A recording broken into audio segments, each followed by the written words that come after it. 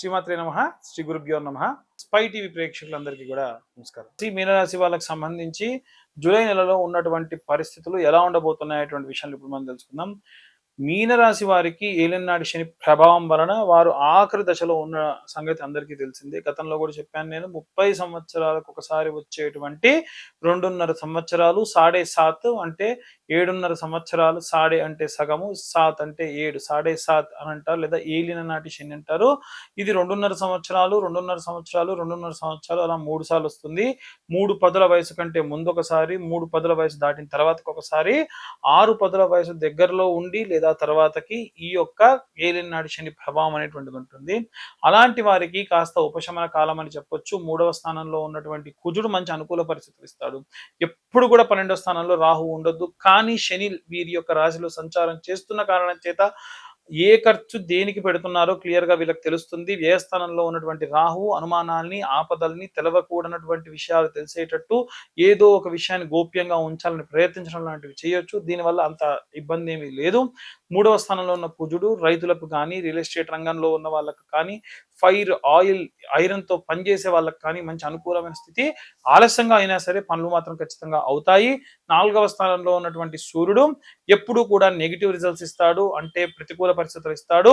రాజకీయ నాయకులకి, group లీడర్స్లకి, team leaders కి, యూనియన్ లీడర్స్ కి చాలా ఇబ్బందికరమైనటువంటి వాతావరణము.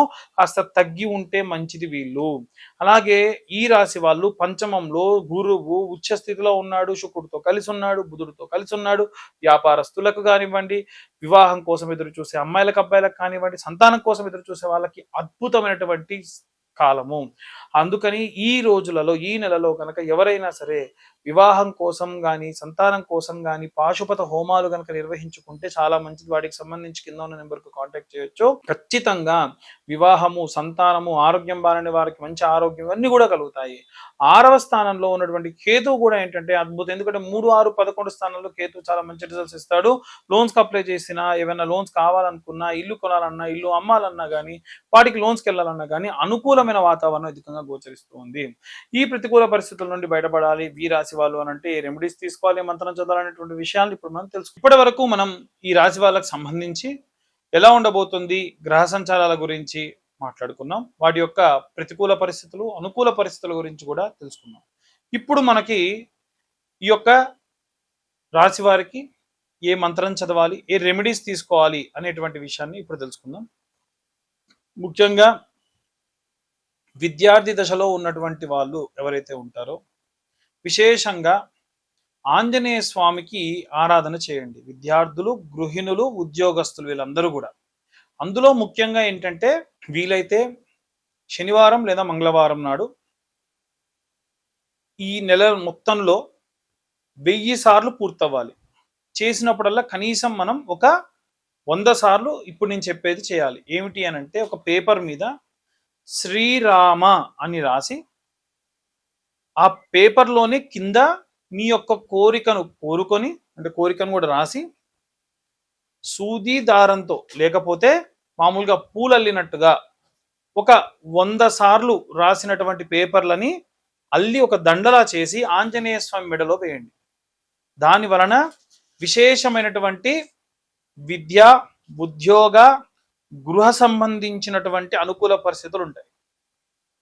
ఎందుకంటే ఆంజనేయ స్వామి వారికి రామనామం పలికి ఆయన మెడలో మీరు వేసేటువంటి కోరిక ఈజీగా తీరుతుంది. అట్లని 100 కోరికలు రాయకండి. వీలైనంత వరకు ఆ 100 కూడా ఒకే రకమైన కోరిక రాయండి. కుటుంబంలో 4 ఉంటే 4 వారి వారి కోరికల్ని ఆ శ్రీరామ అనే దాని కింద ఎవరి కోరిక వారు రాయొచ్చు.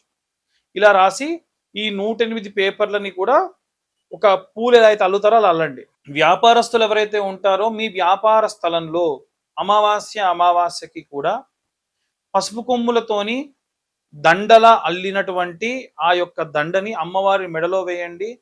జనాలు ఎవరైనా సరే మీ షాప్లోకి రాగానే అమ్మవారు కనిపించాలి. అలాగే జనాకర్షణ యంత్రము అని ఉంటుంది, లేదా నరఘోష యంత్రం అని ఉంటుంది. వ్యాపారం బాగా కొనసాగేటువంటి వాళ్ళు ఎవరైనా ఉంటే, వారు దిష్టి తగులుతుంది అనుకుంటే నరఘోష యంత్రాన్ని పెట్టుకోవాలి. ఎవరైనా సరే ఒకవేళ ఈ వ్యాపారం బాగా సాగట్లేదు అనుకుంటే కనుక ఈ యొక్క జనాకర్షణ యంత్రం పెట్టుకోవాలి. ఆ యంత్రానికి సంబంధించి కింద ఉన్న నెంబర్కు కాంటాక్ట్ చేయండి. నేనే స్వయంగా పూజలో పెట్టి సంపాదితాద్యంలో వేసింది మీకు పంపిస్తాను.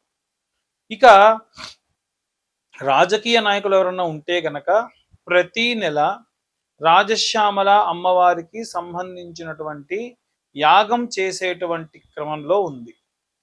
ఆ యొక్క యాగంలో పాల్గొనాలి అనుకుంటే కింద ఉన్న నెంబర్కు కాంటాక్ట్ చేయొచ్చు. రాజశ్యామల అమ్మవారికి అభిషేకము, అమ్మవారికి చీర వస్త్రాలు ధరింపచేసి అక్కడ అమ్మవారి దగ్గర ఆచ్ఛాదన చేసినటువంటి ఆ యొక్క ఆ చీరని అలాగే ఆ యొక్క వస్త్రములను మీరు స్వీకరించి హోమంలో పాల్గొనడం వల్ల విశేషమైనటువంటి సత్ఫలితాలు పొందవచ్చు.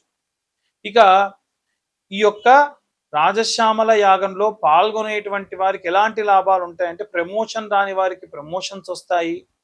అలాగే ఉద్యోగంలో ఇంకా ఏదైనా సరే ఇంకో చోటికి బదిలీ అవ్వాలనుకున్న వాళ్ళకి బదిలీ అవుతాయి. రాజకీయ నాయకులకైతే గనక వారు అనుకున్నటువంటి రాజ్య సిద్ధి, రాజ్యలక్ష్మి యొక్క సిద్ధి కలుగుతుంది. కాబట్టి దానికోసం ఈ రాజశ్యామల యాగం అనేటువంటిది సహాయపడుతుంది.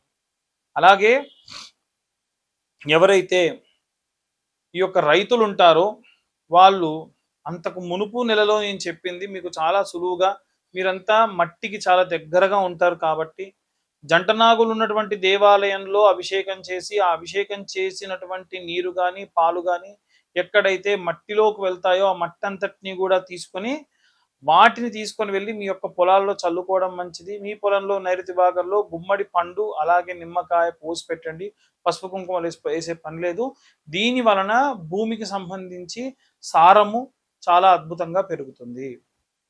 ఆరోగ్యం బాలేకుండా ఉన్నటువంటి వృద్ధాప్యంలో ఉన్నటువంటి వాళ్ళు ఎవరైనా సరే ప్రతి నిత్యము కూడా సాయంత్రము కాలభైరవాష్టకాన్ని చదవడం మంచిది. దీని వలన విశేషమైనటువంటి మంచి సత్ఫలితాలు పొందుతారు. వీలైనంత వరకు ప్రతి నెల కూడా నాకు వీలైనంత వరకు ఎక్కడెక్కడ ఎవరెవరు ఎలాంటి గురువులు ఏదైనా ఏం చెబుతున్నారు, ఏ పీఠాధిపతులు ఏవి చెబుతున్నారు, మనం జనాలకు ఎంత వీలైతే అంత ఈ రెమెడీస్ని తీసుకెళ్ళాలి అని అనుకుంటూ ఉన్నాము. అవన్నీ కూడా మీకు చెప్పడం జరుగుతూ ఉంది. కాబట్టే వీలైనంత వరకు నా ప్రయత్నం నేను చేస్తూ ఉన్నా. మనం దైవిక ప్రయత్నం మానవ ప్రయత్నం చేయాలి, తర్వాతకి భగవంతుడా అనాలి. షడ్యమం మానవ ప్రయత్నం, సప్తమం దేవచింతనం. అలాగే జాతకం కోసం చూసేటువంటి వాళ్ళు ఎవరైతే ఉంటారో 120, 150 పేజీల జాతకాన్ని పూర్తిగా డీటెయిల్డ్గా ఒక పీడిఎఫ్ రూపంలో మీకు ఇస్తాను, మీతో డీటెయిల్గా మాట్లాడతాను. అలాగే ఈ యొక్క పీడిఎఫ్కు సంబంధించి కావాలి అనుకున్నటువంటి వాళ్ళు కింద ఉన్న నెంబర్కి మీ పేరు, మీ date of birth, time, place WhatsApp చేస్తే డీటెయిల్డ్గా జాతకం అంతా కూడా మీకు అందించడం జరుగుతుంది. అలాగే ఈ యొక్క నెలలో ఎవరైనా సరే అన్నదానాలు చేయాలి అనుకునేటువంటి వాళ్ళు, విపరీతమైనటువంటి కోరికలు తీరాలి అనుకునేటువంటి వాళ్ళందరూ కూడా ఈ కేటగిరీలోకి వస్తారు. మీరందరూ కూడా నిత్యం అన్నదానం చేసేటువంటి వాళ్ళు. ఎలా చేయాలండి అనంటే ఒక పిరికెడు బియ్యం మీరు అన్నం వండుకునేటప్పుడు కొత్త డబ్బాలో వేయండి, తూచా తప్పకుండా. 3 నెలలకో 4 నెలలకో 6 నెలలకో ఆ బియ్యం ఎంత జమ అయితే అంత ఎక్కడ అన్నదానం జరుగుతుంటే అక్కడ తీసుకెళ్ళి ఇవ్వండి. దానివల్ల నిత్యం అన్నదానం చేసినటువంటిది మీ అకౌంట్లో పడుతుంది.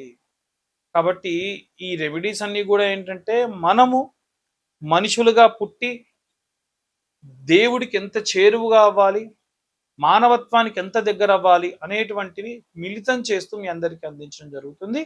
సర్వే జనా సుఖినో భవంతు. స్వస్తి.